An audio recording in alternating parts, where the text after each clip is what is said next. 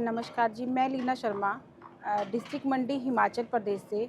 मैं 2018 से natural farming कर रही हूँ और इसका प्रशिक्षण मुझे पद्मश्री सुभाष पालेकर जी से मिला है, जिनसे प्रेरणा लेकर मुझे लगा कि मुझे प्राकृतिक खेती करनी है, क्योंकि यह हमारी ज़मीन के लिए और हमारे स्वास्थ्य के लिए बहुत ज़्यादा आवश्यक है और हमारे पर्यावरण के लिए भी बहुत ज़्यादा ज़रूरी है।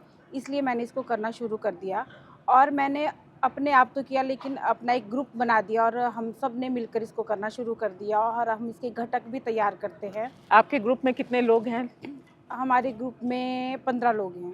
और ये आप घटक किस तरीके से तैयार करती हैं?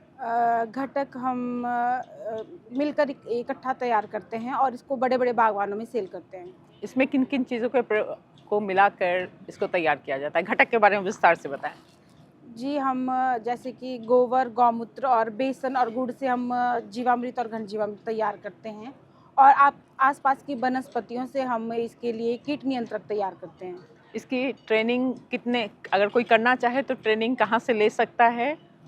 इसके लिए हमारे हिमाचल प्रदेश में जो है हर ब्लॉक में केवीके में इसकी ट्रेनिंग दी जाती है और वहाँ पर जाकर किसान इसको सीख सकता है। अगर कोई प्रोडक्ट वगैरह जैसे नेचुरल फार्मिंग के, वो भी उसके लिए भी संसाधन भंडार बने हुए हैं जहाँ पर कि हम इसको खरीद सकते हैं।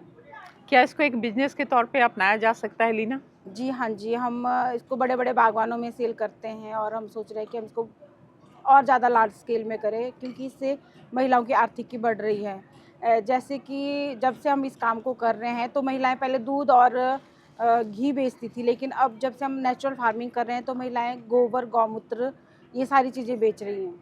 ये ट्रेनिंग कितने दिनों की होती है? इसको 2 दिन की ट्रेनिंग विभाग के द्वारा दी जाती है, लेकिन हमने जो प्रशिक्षण पहले लिया था पद्मश्री सुभाष पालेकर जी से, वो हमारा 6 दिवस का रहा था। जी।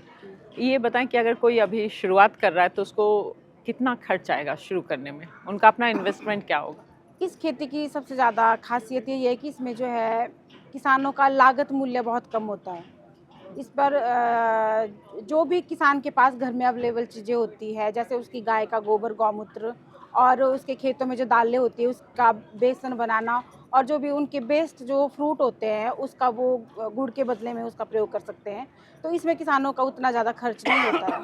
मुनाफा कितने महीने बाद मिल जाता है? जैसे कि हम खेती करते हैं तो इसकी जो जब हम बीज खेतों में बिजाई करते हैं, जो हमने देखा है, तो उसमें उसको हम बीजामृत से ट्रीट करते हैं, तो फ़ायदा वहीं से शुरू होने लग जाता है, क्योंकि जब हम इसको बीजामृत से ट्रीट करते हैं तो जो बीज है हमारा शुरू से ही स्ट्रॉन्ग हो जाता है, उसको कोई कीड़ा नहीं लगता है, मतलब जर्मिनेशन उसकी बहुत अच्छी आनी शुरू हो जाती है और फिर हमारी 21 दिन के बाद इनके घटकों का प्रयोग करते हैं तो हमारी फसलें बहुत जल्दी बढ़ती हैं, मतलब, और हमारी मिट्टी भी का स्वास्थ्य भी अच्छा हो जाता है और उसमें केंचुए वगैरह तैयार होने लगते हैं। महिला किसानों को आप क्या संदेश देना चाहोगे? मैं महिला किसानों को संदेश देना चाहूँगी कि नेचुरल फार्मिंग अपनाएं और इससे अपने परिवार को जो जहर से बचाएं, क्योंकि नेचुरल फार्मिंग करने से हम अपने परिवार को तो बचाएंगे, अगर हम बाज़ार में भी कोई प्रोडक्ट लेकर जाती हैं तो वो भी जो है शुद्ध होगा बिल्कुल, क्यों उसमें कोई केमिकल नहीं होगा। तो एक बहुत अच्छा संदेश हमारी महिलाओं की ओर से जाएगा, क्योंकि महिलाएं प्रशिक्षित होती है तो पूरा समाज प्रशिक्षित होता है।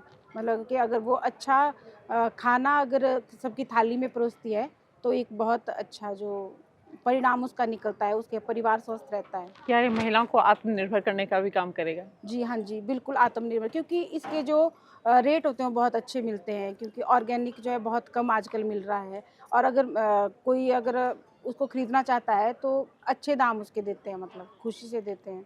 सम्मान पाकर कैसा महसूस हो रहा है? मुझे फार्म फूड मीडिया की ओर से आज सम्मान मिला, इसके लिए मुझे बहुत खुशी हुई और मैं farm food media Delhi press का बहुत बहुत धन्यवाद करती हूँ इसके लिए।